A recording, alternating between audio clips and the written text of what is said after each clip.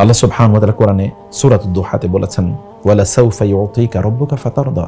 আল্লাহ তাআলা অচিরে আপনাকে এমন কিছু প্রদান করবেন যে আপনি সন্তুষ্ট হবেন। মানে আপনার উম্মার ব্যাপারে আল্লাহ তাআলা আপনাকে এমন সুযোগ প্রদান করবেন যেন আপনি তা পেয়ে সন্তুষ্ট হবেন। ইন্না আতাইনাকাল কাউসার, আমি আপনাকে কাউসার প্রদান করেছি। এই কাউসার মানে হচ্ছে হাউদে কাউসার। এই কাউসার মানে হচ্ছে সুপারিশ করার সেই সক্ষমতা, সেই সুযোগ, সেই পারমিশন। যে নবী তার গোটা জীবন জুড়ে তিনি দাওয়াত দিয়েছেন আমাদেরকে, আমাদের জন্য কেঁদেছেন। তিনি বলেছেন যখন কেঁদে যে আমি আমার ভাইদের জন্য কাঁদছি, সাহাবায়ে কেরাম বললেন, ইয়া রাসূলুল্লাহ আমরা কি আপনার ভাই না? তিনি বলেন, না, আমার ভাই তারা যারা আমাকে দেখেনি কিন্তু তারা আমার প্রতি ঈমান এনেছে। এই যে না দেখেও আপনাদের প্রতি ভালোবাসা, এটা কি কোনোদিন ভাবা যায়?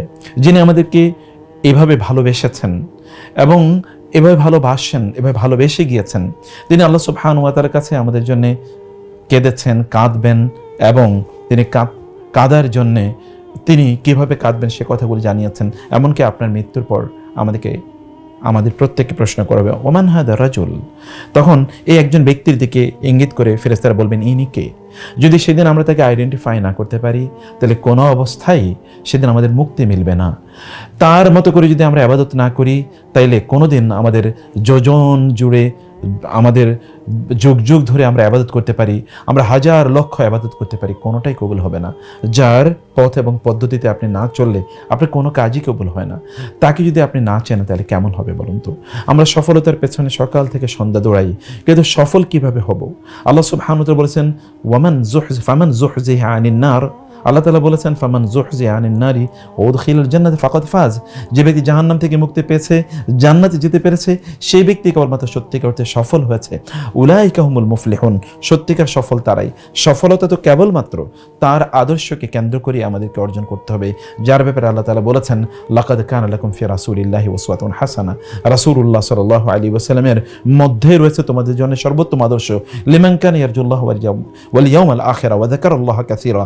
আল্লাহ তাআলার জিকির যে বেশি করে, যে আখিরাতকে চায়, আল্লাহকে চায়, তার জন্য রাসূলের মধ্যে সর্বোত্তম আদর্শ রয়েছে। মাইকেল এইচ হার্টের মতো লোকেরা পর্যন্ত তারা বলতে বাধ্য হচ্ছে, মুহাম্মদুর রাসূলুল্লাহ সাল্লাল্লাহু আলাইহি ওয়াসাল্লাম তিনি এই দুনিয়ার দৃষ্টিতে, আখিরাতের দৃষ্টিতে, সেকুলার পার্সপেক্টিভ থেকে, রিলিজিয়াস পার্সপেক্টিভ থেকে তিনি একমাত্র সফল মানুষ। এমন কে আছে যিনি 1500 বছর আগে পৃথিবীতে এসেছেন কিন্তু এখনো এই পৃথিবীর প্রত্যেকটা সেকেন্ডে তিনি এই পৃথিবীকে তিনি ইনফ্লুয়েন্স করে যান, ইম্প্যাক্ট করে যান, তিনি পৃথিবীকে অনুপ্রাণিত করে যাচ্ছেন, তিনি এই পৃথিবীকে প্রভাবিত করে যাচ্ছেন। এমন কে আছে বলুন তো? আরবে সেই তপ্ত মরুভূমিতে 1500 বছর আগে একজন মহামানবের জন্ম হয়েছে। তিনি এই গোটা পৃথিবীকে পরিবর্তন করে যাওয়ার জন্যে তিনি আল্লাহ সুবহানাহু ওয়া তাআলার পক্ষ থেকে আদেশপ্রাপ্ত হয়েছেন। তিনি ভূমিষ্ঠ হওয়ার পূর্বে আরবের অবস্থা কী ছিল একবার চিন্তা করে দেখুন। যদি আপনি না জানেন তাহলে বুঝতে পারবেন না তিনি কি সমাজকে কীভাবে পরিবর্তন করেছেন। তৎকালীন জাহিলিয়াত এবং আজকের জাহিলিয়াতের মধ্যে সামঞ্জস্য কোথায় আছে যদি আমরা না জানি, তাহলে এই জাহিলিয়াতকে কোনোদিন আমরা পরিবর্তন করতে পারবো না। তিনি কিভাবে সেই জাহিলিয়াতকে, সেই অন্ধকার